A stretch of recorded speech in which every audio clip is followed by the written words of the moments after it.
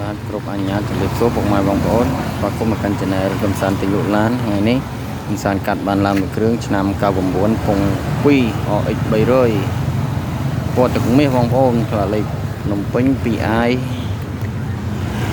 ឡាននេះស្អាតមកក្រោយម៉ាស៊ីនប្រអប់លេខអីស្អាតឡាននេះជន់ផ្លាកលេខវែងហើយស្រាប់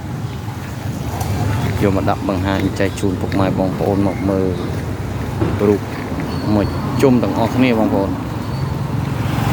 ទឹកថ្នាំភ្លឹងសាច់ដៃខ្លះនេះលោកលាតបាទអីថ្មីបងប្អូន